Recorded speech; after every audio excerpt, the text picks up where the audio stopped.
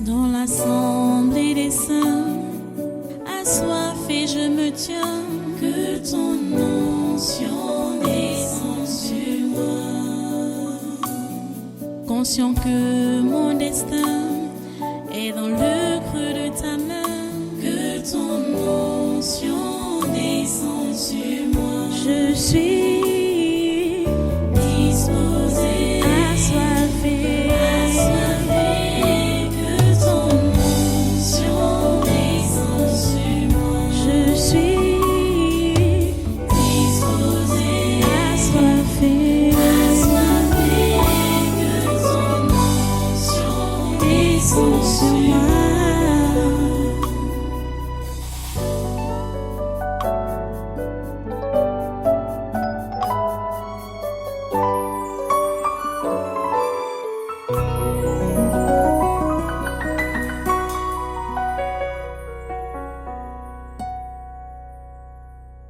Alléluia. Reste debout et prends ta Bible maintenant. On va passer au message du jour. Prends ta Bible. Nous allons continuer le même message, mais maintenant là, nous allons nous allons lire le second texte qu'on a lu dimanche pour appuyer ce qui est dit dans Colossiens chapitre 3. Oh mon Dieu. Les mêmes conseils, les mêmes remarques, c'est ça qui est répété. De toutes les façons, peut-être après ce message, on va revenir à la prière parce qu'il y a encore d'autres sujets pour lesquels il faut qu'on prie, qu'on évoque. Donc, prends d'abord la parole, ta Bible, et va avec moi dans Éphésiens au chapitre 4. Éphésiens chapitre 4. Éphésiens chapitre 4 à partir du verset 17. C'est le même message qui continue donc. Le thème général qui est donc les principes de Christ et non nos principes. C'est ça que nous voyons. Éphésiens chapitre 4 à partir du verset 17. Voici donc ce que je dis et ce que je déclare dans le Seigneur, c'est que vous ne devez plus marcher comme les païens qui marchent selon la vanité de leurs pensées. Ils ont l'intelligence obscurcie, ils sont étrangers à la vie de Dieu, à cause de l'ignorance qui est en eux, à cause de l'endurcissement de leur cœur. Ayant perdu tout sentiment, ils se sont livrés à la dissolution pour commettre toute espèce d'impureté jointe à la cupidité. Mais vous, ce n'est pas ainsi que vous avez appris Christ, si du moins vous l'avez entendu, et si conformément à la vérité qui est en Jésus, c'est en lui que vous avez été instruits à vous dépouiller, eu égard à votre vie passée, du vieil homme qui se corrompt dans les convoitises trompeuses, à être renouvelé dans l'esprit de votre intelligence, et à revêtir l'homme nouveau, créé selon Dieu, dans une justice et une sainteté que produit la vérité. C'est pourquoi, renoncez aux mensonges et que chacun de vous parle selon la vérité à son prochain, car nous sommes membres les uns des autres. Si vous vous mettez en colère, ne péchez point, que le soleil ne se couche pas sur votre colère, et ne donnez pas accès au diable. Que celui qui dérobait ne dérobe plus, donc celui qui volait, qui ne vole plus, mais plutôt qu'il travaille en faisant de ses mains ce qui est bien pour avoir de quoi donner à celui qui est dans le besoin. Qu'il ne sorte de votre bouche aucune parole mauvaise, mais s'il y a lieu, quelques bonnes paroles qui servent à l'édification et communiquent une grâce à ceux qui l'entendent. N'attristez pas le Saint-Esprit de Dieu par lequel vous avez été scellés pour le jour de la rédemption. Que toute amertume, toute animosité, toute colère, toute clameur, toute calomnie et toute espèce de méchanceté disparaissent du milieu de vous. Soyez bons les uns envers les autres, compatissants, vous pardonnant réciproquement, comme Dieu vous a pardonné en Christ. Devenez donc les imitateurs de Dieu comme des enfants bien-aimés et marchez dans la charité à l'exemple de Christ qui nous a aimés et qui s'est livré lui-même à Dieu pour nous comme une offrande et un sacrifice de bonne odeur. Prions le Seigneur. Dieu Tout-Puissant, nous te remercions pour ta parole de ces moments et ta parole de ce jour particulièrement. Nous prions, Seigneur, que tu puisses la bénir et tu puisses nous donner la grâce de pouvoir l'appliquer. Oh Dieu, tu nous as tellement parlé, tu nous parles tellement et plusieurs durcissent leur cœur, leur entendement, ne sont pas prêts à s'exécuter, à obéir. S'il te plaît, donne-nous cette grâce de t'obéir et de pratiquer ta parole. Donne-nous cette grâce, Seigneur.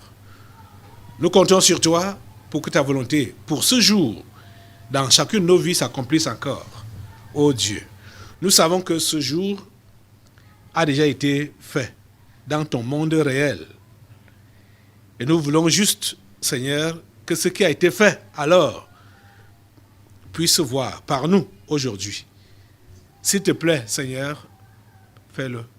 Au nom de Jésus, nous te le demandons. Merci, Seigneur, de nous écouter et de nous exaucer. Au nom de Jésus, nous avons prié. Amen. Amen. Prenez place et soyez tous les bienvenus au Tabernacle de la Liberté une fois de plus. Soyez les bienvenus à ce congrès de surnaturel de ce 27 octobre 2022. Nous devons appliquer les principes de Christ et non nos principes.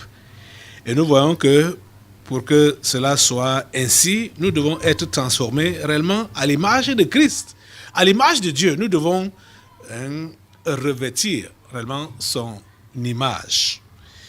Et son image se revêt en nous et se produit en nous par quoi? Par sa parole, la parole qu'il nous donne. La parole qu'il nous a donnée.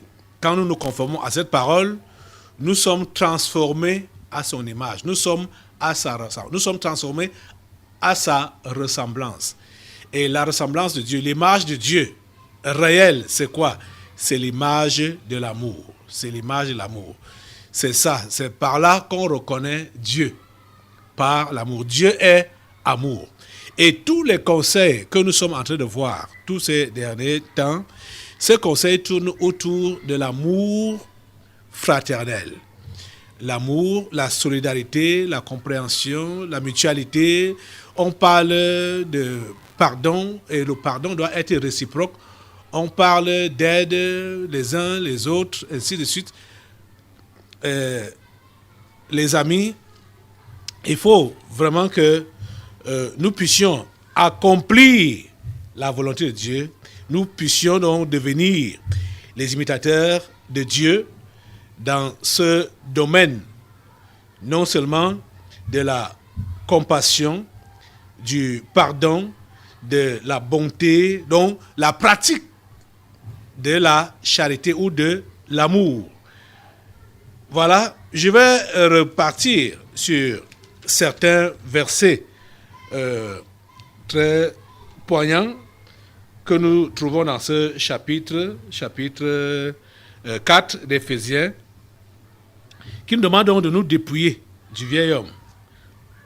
Si du moins, je suis au verset 21 par exemple, si du moins vous l'avez entendu, et si conformément à la vérité qui est en Jésus, c'est en lui que vous avez été instruits à vous dépouiller, eu égard à votre vie passée, du vieil homme qui se corrompt par les convoitises trompeuses. Le vieil homme, on doit se dépouiller. C'est quelque chose qui se passe au quotidien, hein? Quelque chose qui se passe, je veux dire constamment. Se dépouiller du vieil homme, ce n'est pas juste une affaire de dire que bon, je me suis dépouillé, ça va comme ça. Non, il faut le faire constamment. Sinon, on n'allait pas avoir tous ces conseils qui nous sont répétés, c'est-à-dire l'appel au pardon, l'appel à la réconciliation, l'appel à l'amour, l'appel. Ça, c'est pour que la vieille nature qu'on a abandonnée depuis là, que nous ne puissions pas la reprendre. il ne faut pas que nous puissions la reprendre, cette vieille nature. Il faut que nous puissions nous maintenir dans la nouvelle nature que nous avons reçue. L'image de Dieu. L'amour. Je vais reprendre cette lecture. Il dit, verset 21, si du moins vous l'avez entendu, et si conformément à la vérité qui est en Jésus, c'est en lui que vous avez été instruits à vous dépouiller, eu égard à votre vie passée, du vieil homme qui se corrompt par les convoitises trompeuses, à être renouvelé dans l'esprit de votre intelligence. Donc, l'esprit de notre intelligence doit être renouvelé constamment, à être renouvelé dans l'esprit de votre intelligence. Et qu'est-ce qui renouvelle cela? C'est la parole.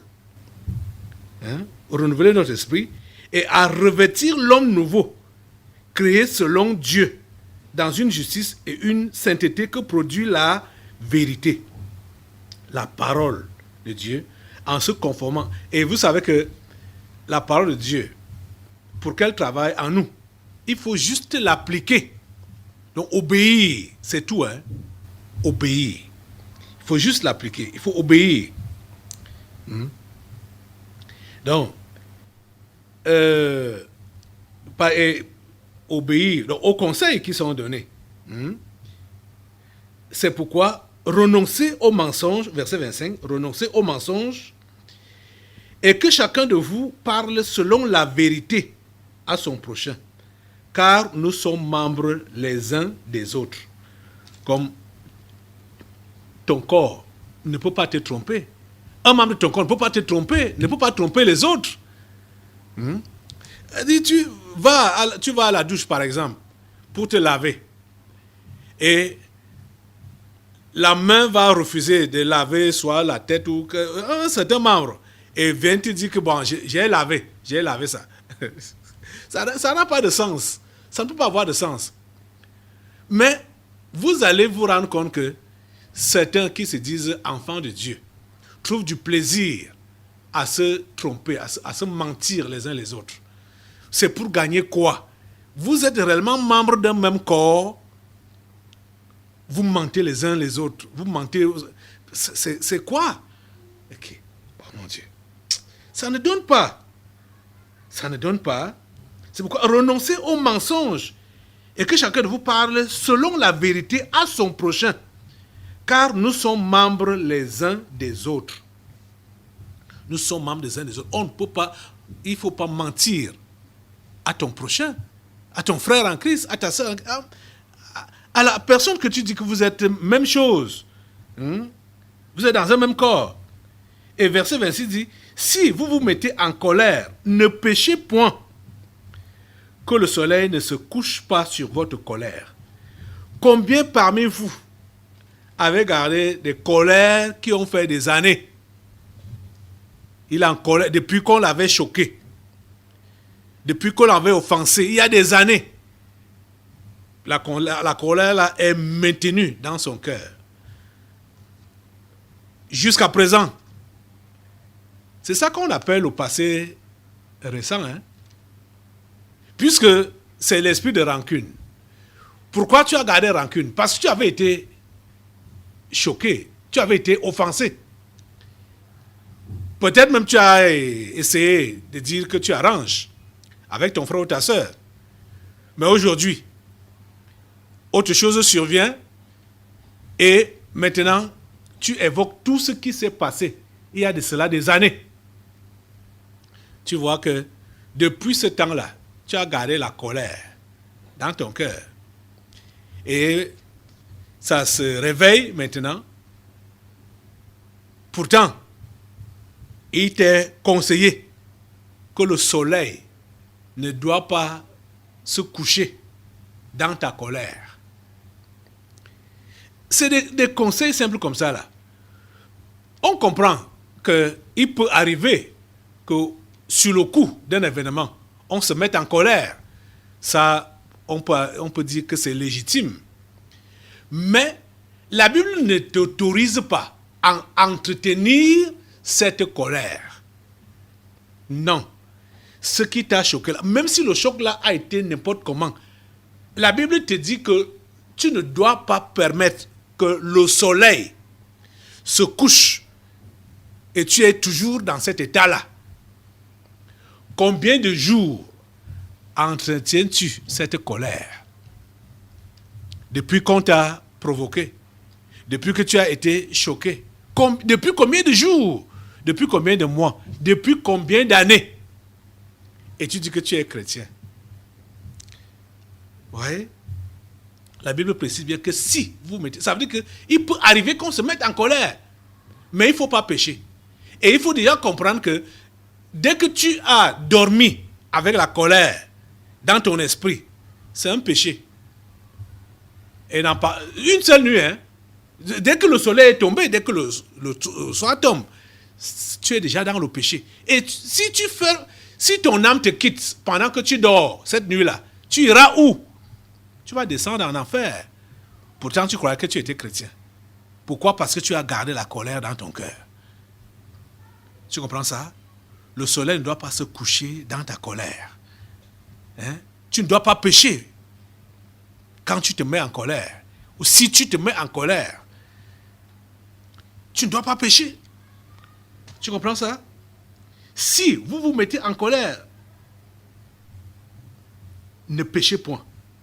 Que le soleil ne se couche pas sur votre colère. Le péché peut nous amener à commettre plusieurs péchés.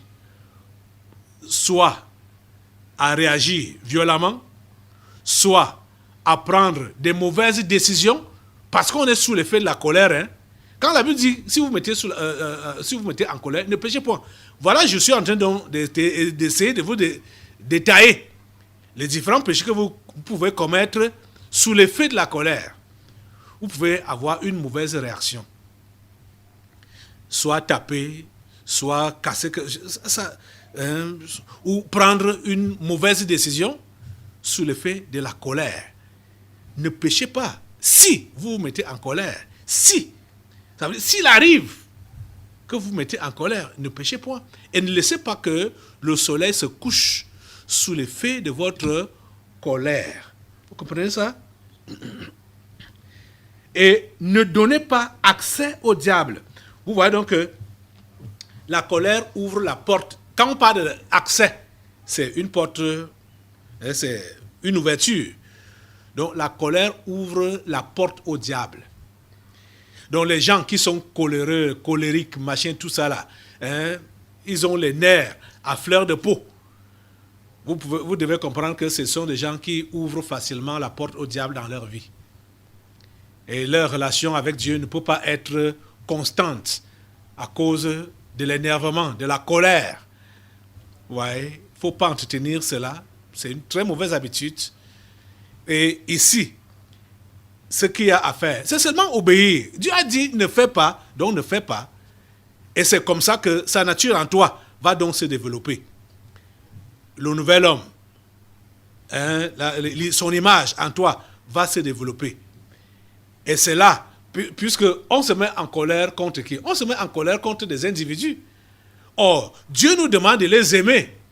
On doit manifester notre nature, la nature de Dieu en nous, en aimant ces individus qui nous ont même offensés, qui nous ont choqués, qui nous détestent, hein, qui nous maltraitent, qui font des mauvaises choses contre nous ou même contre la société.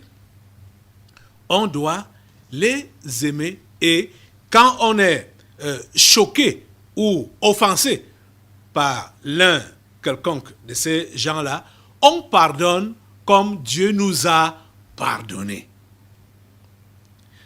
N'attendez pas forcément que l'on vienne vous demander pardon, que la personne reconnaisse son erreur ou sa faute avant de dire que bon, maintenant je te pardonne.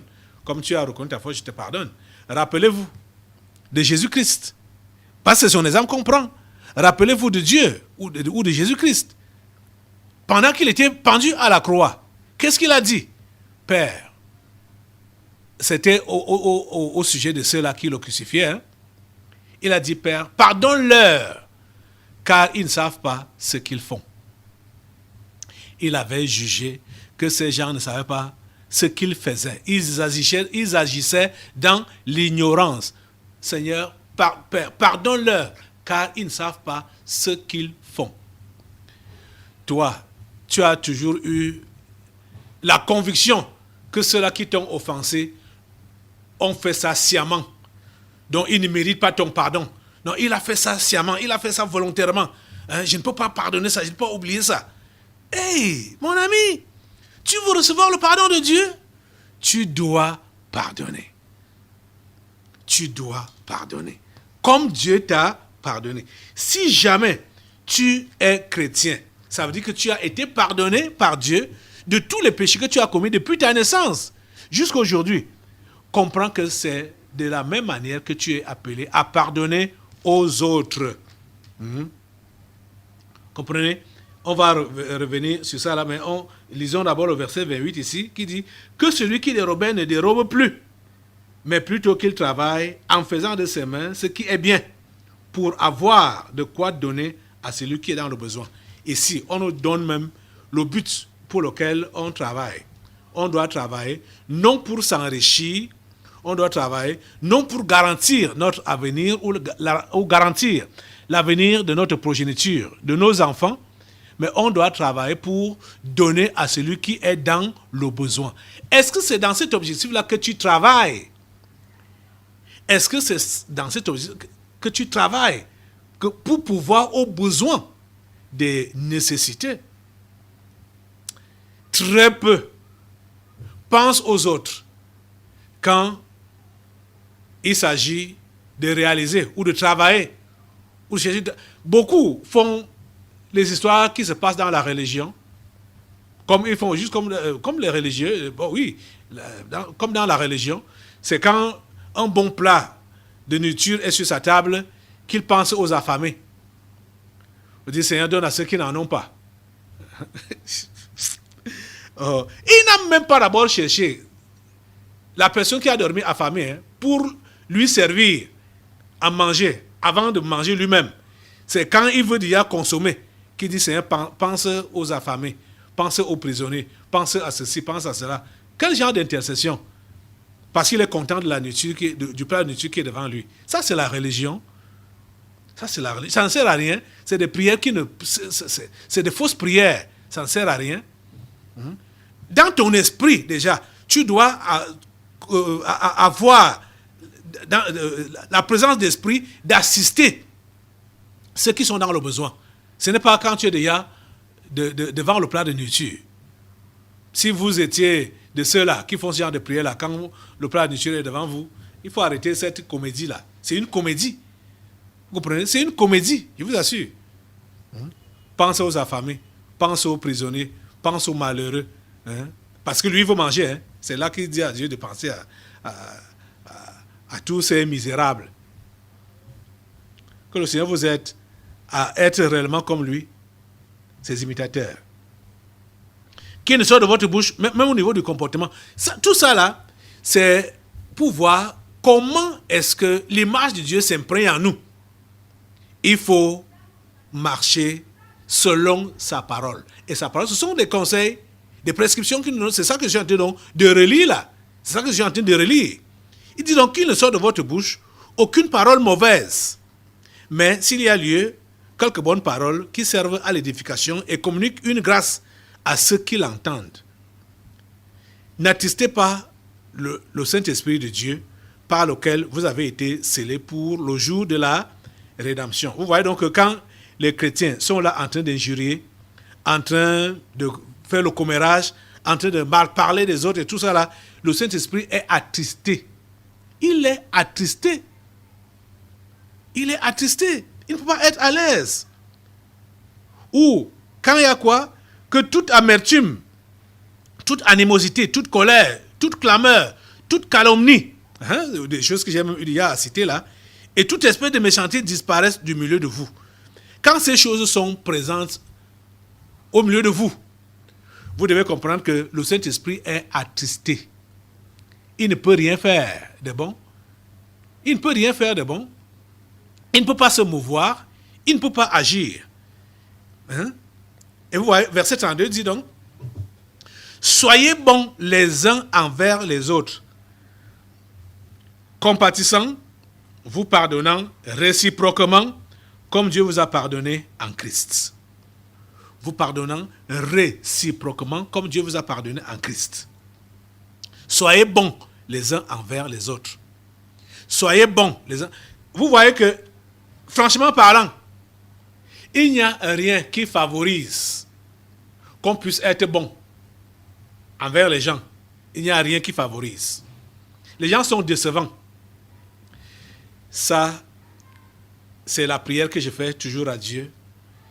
Seigneur, donne-moi cette grâce de ne jamais être méchant, de continuer à manifester ta nature, ta bonté. Parce que les gens sont mauvais. Ça, c'est clair. Les gens sont mauvais. Mais on doit savoir que c'est avec ces mauvaises personnes qu'on traite. Et que nous-mêmes, nous avons été aussi mauvais. Mais Dieu nous a acceptés, il nous a pardonnés. C'est pourquoi il faut qu'on accepte les autres et qu'on puisse leur pardonner. C'est-à-dire, c'est pourquoi il faut donc que la nature de Dieu s'imprègne en nous. Celle qui est donc la patience.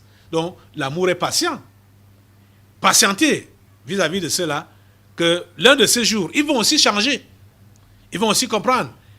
Et pour qu'ils puissent changer, et pour qu'ils puissent comprendre, il faut que nous puissions prier pour eux.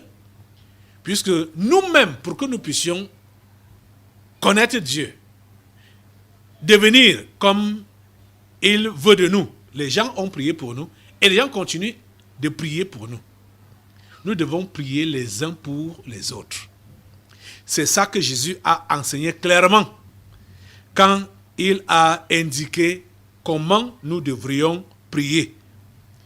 Il a indiqué qu'il faut que nous puissions inclure tout le monde dans nos prières. Tout le monde doit être inclus dans nos prières, dans notre prière. Chaque fois que nous prions, rassurons-nous que nous avons inclus les autres. Comprenez ça? Ok. Allons dans Matthieu chapitre 6. Matthieu chapitre 6. À partir du verset 7, voici ce que Jésus dit. En priant, ne multipliez pas de vaines paroles, comme les païens, qui s'imaginent qu'à force de paroles, ils seront exaucés. Ne leur ressemblez pas, car votre Père sait de quoi vous avez besoin, avant que vous le lui demandiez. Voici donc comment vous devez prier. Notre Père qui est aux cieux, que ton nom soit sanctifié. Notre Père, ce n'est pas seulement mon Père, notre Père, que ton nom soit sanctifié. Que ton règne vienne, que ta volonté soit faite sur la terre comme au ciel. Donne-nous aujourd'hui notre pain quotidien. Pardonne-nous nos offenses, comme nous aussi nous pardonnons à ceux qui nous ont offensés.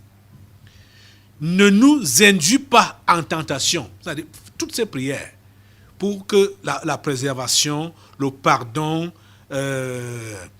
la demande du pain quotidien, ça doit être pour tout le monde. Ne nous induis pas en tentation, mais délivre-nous du malin. Car c'est à toi qu'appartiennent, dans tous les siècles, le règne, la puissance et la gloire. Amen. Et écoutez le commentaire qu'il fait au verset 14 et 15. Si vous pardonnez aux hommes leurs offenses, votre Père céleste vous pardonnera aussi. Mais si vous ne pardonnez pas aux hommes, votre Père ne vous pardonnera pas non plus vos offenses. Vous voyez donc que toutes ces personnes qui sont animées par le passé récent, donc l'esprit du manque de pardon, ce sont des condamnés. Comme ils gardent les gens dans leur cœur depuis des jours, depuis des semaines, depuis des mois, depuis des années, ils ne sont pas pardonnés. Malgré les prières qu'ils peuvent faire, malgré leur assistance aux assemblées, malgré même les intercessions qu'ils prétendent faire pour les intercessions qu'ils ont organisées ici à l'église, ils ne sont pas exaucés et ils ne sont pas considérés comme œuvrant ou travaillant pour la cause de Dieu à cause de leur esprit de manque de pardon. Voilà que Jésus a bien précisé, versets 14 et 15. Si vous pardonnez aux hommes leurs offenses, votre Père Céleste vous pardonnera. Votre Père Céleste vous pardonnera aussi. Mais si vous ne pardonnez pas aux hommes, votre Père ne vous pardonnera pas non plus vos offenses. C'est clair, c'est clairement dit. Les amis, est-ce que tu vas continuer à résister? Est-ce que tu vas continuer à dire que tu ne peux pas pardonner? Tu ne peux pas oublier, même si tu pardonnes, tu ne vas pas oublier. Est-ce que tu vas continuer à maintenir ce genre de propos-là et ce genre de cœur-là, ce genre de cœur méchant-là? Non. Le passé proche, vous devez vous en débarrasser. Le passé proche, vous devez vous en débarrasser. Et ces esprits ont dit qu'ils marchaient ensemble en trio. Les choses de cette vie, c'est les gens qui sont animés par le passé proche, sont également animés par les choses de cette vie. Donc, ne pensent qu'à eux et à leurs proches immédiats, donc leur famille, leurs enfants. Les choses de cette vie. Donc, ils sont tournés. La vie commence et finit. Et rien qu'avec lui et les siens. Là. Autour de lui. Rien d'autre. Et bien évidemment, la haine va donc s'installer. Parce que si l'autre voit du bien, pourquoi lui? Pourquoi il voit du bien? Pourquoi il peut sourire? Pourquoi il peut rire? Pourquoi il est exaucé? Pourquoi on le regarde? Pourquoi c'est lui qu'on regarde? Pourquoi c'est lui? La haine s'installe. Les amis, on doit être des vrais chrétiens. On doit vraiment être, comme la Bible a dit, bons les uns envers les autres. On doit être bons les uns envers les autres. La méchanceté doit quitter de vos cœurs là. La méchanceté, ça doit quitter de vos cœurs. Quand on parle, c'est-à-dire quand je lis la Bible, les écrits bibliques, les lettres que vous voyez là, ce n'est pas aux païens que Paul s'adresse, ou Pierre, ou Jacques. Ce n'est pas aux païens. Il s'adresse aux chrétiens pour leur faire comprendre qu'ils ne doivent plus vivre la vie des païens. Mais c'est bizarre de voir que certains qui se disent chrétiens là, je les mets entre guillemets, ils vivent plus la vie des païens que les païens même. Parce que tout ce qui est reproché là, le manque de pardon, la haine, la jalousie, la méchanceté, tout ça là, on voit les chrétiens qui sont dedans. Plusieurs sont souvent interpellés ici, qui ont des cœurs noirs, qui n'ont jamais changé. Quand on entend cœur noir, ça c'est le païen. Et quelqu'un va dire qu'il est chrétien avec le cœur noir. Non, ça ne donne pas. Ça ne donne pas. Ça ne donne pas. Repartons dans Éphésiens là, chapitre 4. Les conseils sont donnés qu'il faut juste pratiquer pour donc se reconnaître comme étant vrai chrétien. Que toute amertume, toute animosité, toute colère, je suis au verset 31, Éphésiens 4, excusez-moi. Que toute amertume, toute animosité, toute colère, toute clameur, toute calomnie, toute espèce de méchanceté. C'était ce péché ou bien ce comportement qu'on appelle clameur. Il y a quelqu'un là-bas dans un village qui fait la clameur sur moi chaque fois que je passe. Il m'appelle pas par son nom, il va dire oh salopard. Il m'insulte à chaque passage, aller-retour. Vous voyez, c'est-à-dire, je ne pouvais pas imaginer que ce genre d'histoire se vit. Mais je vis ça.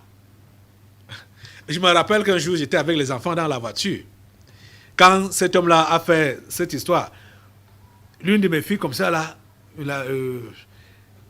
était dépassée. Elle s'est mise à rire. Elle ne comprenait pas. Mais qu'est-ce qui se passe? Nous, on passe. L'homme s'y insulte le père, comme ça. Et c'est comme ça tout le temps. Si je vais passer là, 10 fois par jour, j'ai dit 10 fois, l'homme là va faire la même chose. Vous voyez? Les amis. Donc, toute clameur, toute calomnie et toute espèce de méchanceté disparaissent du milieu de vous. Ça veut dire quoi? Ces choses qu'il cite là, ça existe au milieu des chrétiens et ça doit disparaître. C'est pourquoi l'interpellation. Ça doit disparaître. Vous comprenez? Ce n'est pas pour rien. Ce qui a été écrit ici là n'a pas été écrit pour rien. C'est parce qu'il y a ça que ça doit disparaître.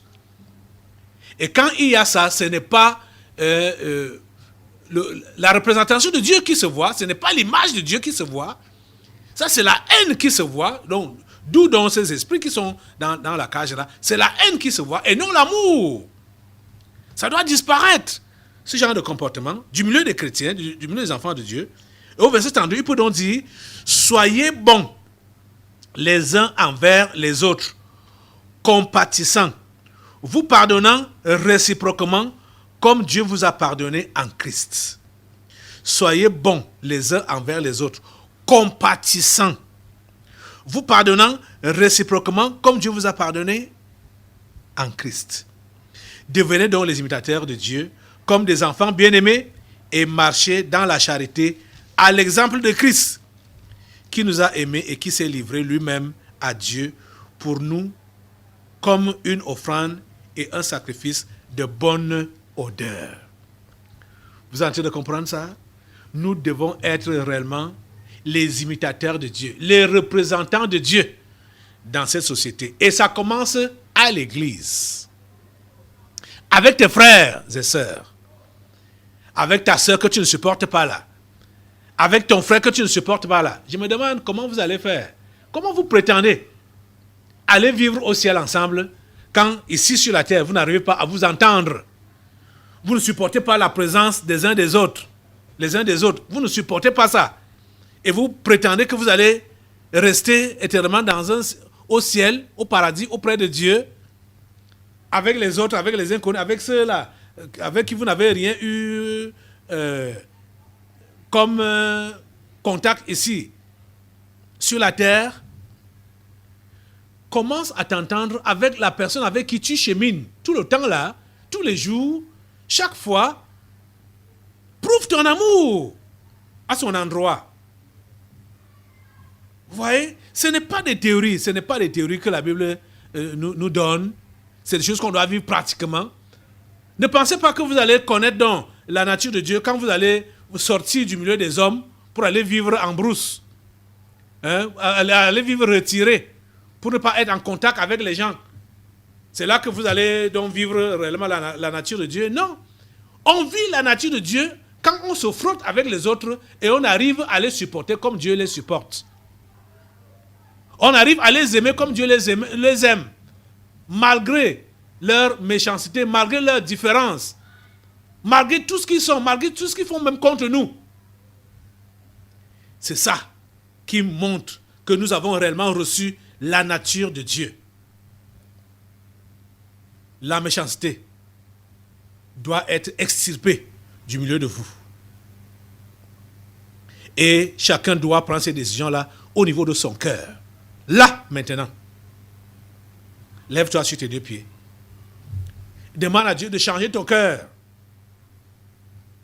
Demande à Dieu d'enlever tout ce qu'on a dit là.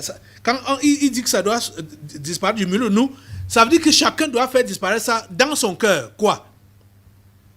Toute amertume, toute animosité, toute colère, toute clameur, toute calomnie, toute espèce de méchanceté, que ça disparaisse du milieu de vous. Chacun doit faire disparaître ça de son cœur maintenant. Et décider d'être bons les uns envers les autres. Soyez bons les uns envers les autres. Décidez d'être compatissants. Décidez de pardonner à ceux-là qui nous ont offensés, comme Dieu nous a pardonné en Christ. Décidez-vous maintenant Décidez-vous maintenant.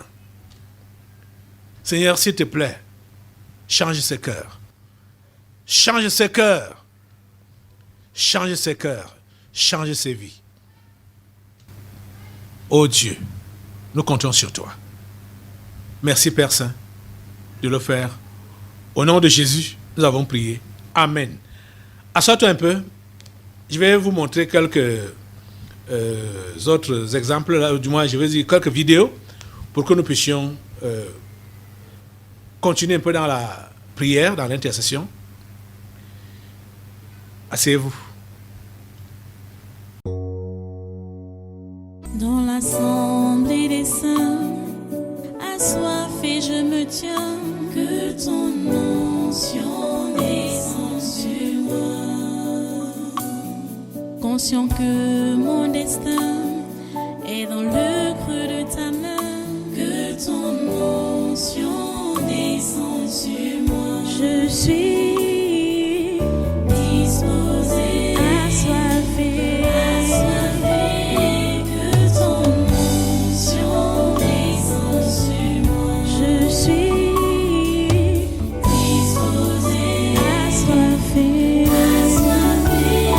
que ton onction descende sur moi.